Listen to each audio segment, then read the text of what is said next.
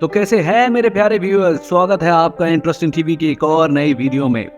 हिंदू धर्म मृत्यु के बाद के जीवन के बारे में विभिन्न अवधारणाएं और मान्यताएं प्रदान करता है और इससे जुड़े कई प्रसिद्ध उदाहरण हैं। यहाँ कुछ प्रसिद्ध उदाहरण हम आपके सामने प्रस्तुत कर रहे हैं। सबसे पहला, री इनकारनेशन यानी कि पुनर्जन्म। हिंदू धर्म दृढ़ता से पुनर्जन्म की अवधारणा में विश्वास करता है। इसे संसार के रूप में जाना जाता है। इस मान्यता के अनुसार मृत्यु के बाद आत्मा नए शरीर में जन्म लेती है। अगले जीवन की विशिष्ट परिस्थितियां पिछले जीवन में किए गए कर्मों और कर्मों से निर्धारित होती है। जन्म, मृत्यु और पुनर्जन्म का यह चक्र तब तक चलता रहता है जब तक आत्मा मुक्ति या मोक्ष प्राप्त नहीं कर लेती।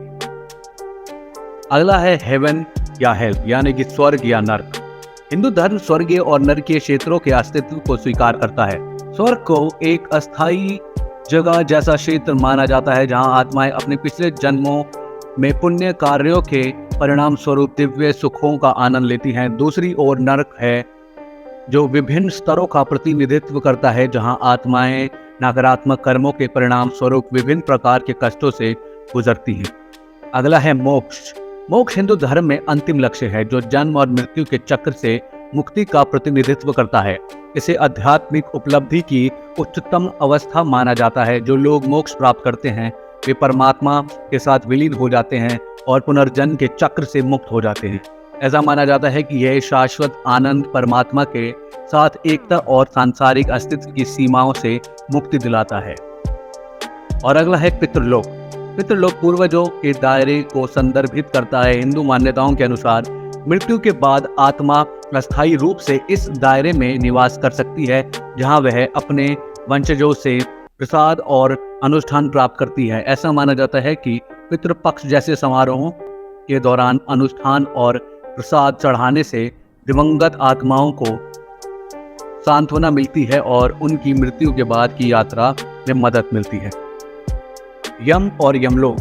यम हिंदू पौराणिक कथाओं में मृत्यु के देवता हैं। ऐसा माना जाता है कि वह यमलोक के नाम से जाने जाने वाले मृतकों के दायरे की अध्यक्षता करते हैं। यह एक संक्रमणकालीन क्षेत्र है जहां आत्माओं को उनके अगले गंतव्य पर जाने से पहले जीवन में उनके कार्यों के आधार पर आंका जाता है।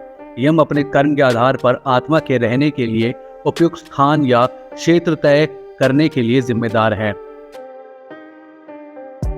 लेकिन शुरू करने से पहले अगर आपने अभी तक चैनल को सब्सक्राइब नहीं किया है तो प्लीज सब्सक्राइब द चैनल और बेल आइकन दबाना मत भूलना। हमारे चैनल पे आपका स्वागत है जहां हम उन रहस्यों को उजागर करने के लिए एक विचारोत्तेजक यात्रा शुरू करते हैं जो हमारे नश्वर अस्तित्व से परे है। आज हम एक ऐसे विषय पर विचार कर रहे हैं जिसने सदियों से मानव मन को मोहित किया है। मृत्यु के बाद क्या होता है? जी हाँ दोस्तों, पूरे इतिहास में मानव ने भौतिक शरीर के काम करना बंद करने के बाद हमारी चेतना के भाग्य पर विचार किया है, जबकि उत्तर मायावी बना हुआ है। विभिन्न धार्मिक और दार्शनिक विश्वास दिलचस्प अंतर्दृष्टि प्रदान करते हैं। विभिन्न धर्म अलग अलग तरीकों से परलोक की कल्पना करते हैं। कुछ परंपराएं स्वर्ग जैसे क्षेत्र का प्रस्ताव करती हैं, जबकि अन्य पुनर्जन्म के चक्र या चेतना की एक शाश्वत अवस्था का सुझाव देते हैं। आइए इनमें से कुछ दृष्टिकोणों का अन्वेषण करें। Let's unveil some of this information. कई विश्वास प्रणालियों में जीवन के दौरान किसी के कार्यों के आधार पर बाद के जीवन को पुरस्कार या दंड के दायरे के रूप में देखा जाता है। यह धारणा अक्सर नैतिक कंपास के रूप में कार्य करती है जो व्यक्तियों को सदाचारी जीवन जीने के लिए प्रोत्साहित करती है। कुछ लोगों के विश्वास में हम मृत्यु के बाद आत्मा की यात्रा को जारी रखने में विश्वास करते हैं। यह आध्यात्मिक विकास और सीखने का क्षेत्र है जहां हम अपने प्रियजनों के साथ फिर से जुड़ते हैं और खुद को और ब्रह्मांड को गहराई से समझने की कोशिश करते हैं। और जबकि धार्मिक विचार गहन आध्यात्मिक व्याख्या प्रदान करते हैं, विज्ञान एक अलग दृष्टिकोण अपनाता है। आधुनिक विज्ञान ने आफ्टर लाइफ को निश्चित रूप से सिद्ध या अप्रमाणित नहीं किया है, हालांकि कुछ सिद्धांत पेचीदा संभावनाएं प्रदान करते हैं। साइंटिस्ट की माने तो चेतना एक आकर्षक विषय है जिसका वैज्ञानिक अन्वेषण करना जारी रखते हैं। कुछ सिद्धांतों का प्रस्ताव है कि चेतना भौतिक शरीर को पार कर सकती है, संभवतः मृत्यु से परे विद्यमान है हालांकि इसकी वैधता का पता लगाने के लिए और अधिक शोध की आवश्यकता है। धार्मिक और वैज्ञानिक दृष्टिकोण से परे दर्शन भी जीवन और मृत्यु की प्रकृति में मूल्यवान अंतर्दृष्टि प्रदान करता है। फिलोसफर्स का कहना है कि एक दार्शनिक दृष्टिकोण से मृत्यु हमारे होने के सार के बारे में प्रश्न उठाती है। कुछ दार्शनिकों यानी कि फिलोसफर्स का तर्क है कि मृत्यु चेतना का अंत करती है, जबकि अन्य एक शाश्वत आत्मा या एक परस्पर ब्रह्मांडीय चेतना की संभावना का सुझाव देती है।